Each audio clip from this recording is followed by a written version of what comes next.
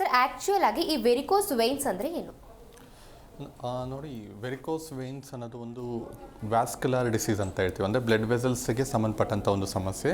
So which is the most common vascular disease ಅಂತ ಹೇಳ್ತೀವಿ. ಇತ್ತೀಚಿನ ದಿನಗಳಲ್ಲಿ ಕಂಡುಬರುವಂಥ ಒಂದು ಕಾಮನ್ ಡಿಸೀಸ್ ಅಂತಂದರೆ ಅದು ವೆರಿಕೋಸ್ ವೇನ್ಸ್ ಅಂತ ಹೇಳ್ತೀವಿ. ಮುಖ್ಯವಾಗಿ ಏನಾಗುತ್ತೆ, ರಕ್ತ ಚಲನೆಯಲ್ಲಿ ವ್ಯತ್ಯಾಸ ಉಂಟಾದಾಗ, ಎಸ್ಪೆಷಲಿ ಈ ವೇನ್ಸಲ್ಲಿ ಏನಾಗುತ್ತೆ, ಬ್ಲಡ್ ರಿವರ್ಸ್ ಫ್ಲೋ ಆಗ್ತಾ ಇರುತ್ತೆ.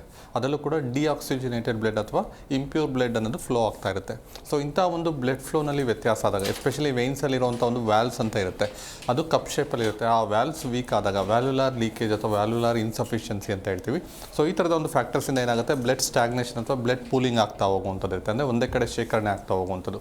ಸೊ ಅದರಿಂದ ಏನಾಗುತ್ತೆ, ಆ ಒಂದು ಇಂಟ್ರಾವೀನಸ್ ಪ್ರೆಷರ್ ಅನ್ನೋದು ಹೆಚ್ಚಾಗಿ ಅಲ್ಲಲ್ಲೇ ಊದ್ಕೊಳ್ತಾ ಹೋಗುವಂಥದ್ದು, ಬಲ್ಜ್ ಆಗ್ತಾ ಹೋಗುವಂಥದ್ದು.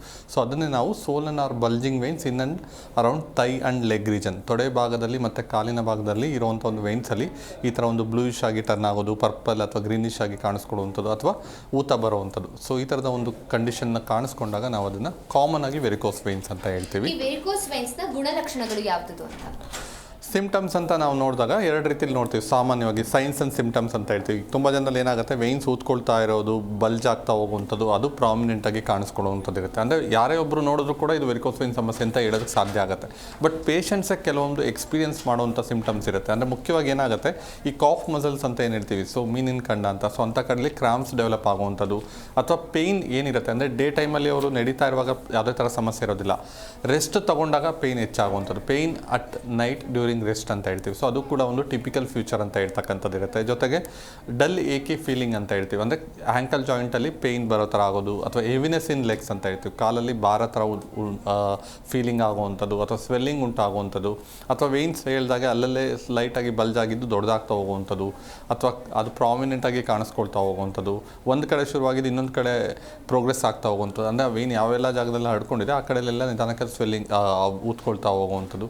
ಈ ಥರದ್ದೆಲ್ಲ ಲಕ್ಷಣಗಳನ್ನ ನಾವು ಕ್ರಮೇಣವಾಗಿ ನೋಡ್ತಕ್ಕಂಥದ್ದು ಇರುತ್ತೆ. ಪೇಯ್ನ್ ಅನ್ನೋದು ತುಂಬ ಕಡಿಮೆ ಜನರಲ್ಲಿ ಕಾಣಿಸ್ಕೊಳ್ಳುವಂಥದ್ದು ಇರುತ್ತೆ. ಮುಖ್ಯವಾಗಿ ಈ ಥರ ವೇನ್ಸಲ್ಲಿ ಊದ್ಕೊಳ್ಳುವಂಥದ್ದು, ವೇನ್ಸ್ ಪ್ರಾಮಿನೆಂಟ್ ಆಗಿ ಕಾಣಿಸ್ಕೊಳ್ಳುವಂಥದ್ದು, ಬ್ಲ್ಯಾಕಿಶ್ ಆಗಿ ಕಾಣಿಸ್ಕೊಳ್ಳೋದು ಅಥವಾ ಬ್ಲೂಯಿಶ್ ಆಗಿರೋದು, ಈ ಒಂದು ನಾನು ಆಗಲೇ ಹೇಳಿದಾಗೆ ಇಂಪ್ಯೂರ್ ಬ್ಲಡ್ ಅಥವಾ ಡಿಆಕ್ಸಿಜನೇಟೆಡ್ ಬ್ಲಡ್ ಅಂತ ಏನು ಹೇಳ್ತೀವಿ, ಸೊ ಅದು ಬ್ಲೂಯಿಶ್ ಕಲರ್ ಇರ್ತಕ್ಕಂಥದ್ದು ಇರುತ್ತೆ. ಸೊ ಹಾಗಾಗಿ ಅಲ್ಲಿರುವಂಥ ಒಂದು ಬ್ಲಡ್ ಸ್ಟಾಗ್ನೆಂಟ್ ಆದಾಗ ಅದು ಪ್ರಾಮಿನೆಂಟ್ ಆಗಿ ಕಾಣಿಸ್ಕೊಳ್ತಾ ಹೋಗುವಂಥದ್ದು ಇರುತ್ತೆ. ಸೊ ಜಿ ಕನ್ನಡ ನ್ಯೂಸ್ ಈಗ ನಿಮ್ಮ ಮನೆಯಲ್ಲೇ ನೋಡಿ, ಎಲ್ಲ ಕೇಬಲ್ಗಳಲ್ಲಿ ಈಗ ಲಭ್ಯ.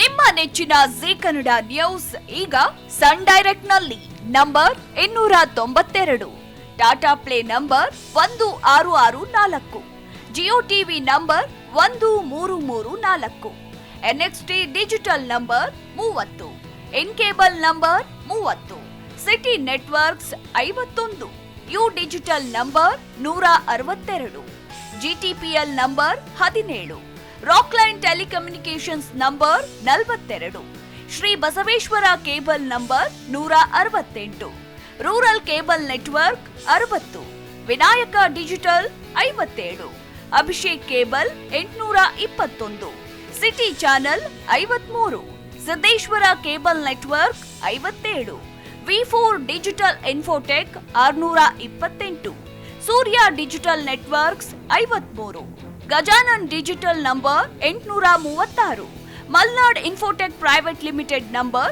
56, Metrocast number 830, Victory digital number 167ರಲ್ಲಿ ನೋಡಿ ಆನಂದಿಸಿ.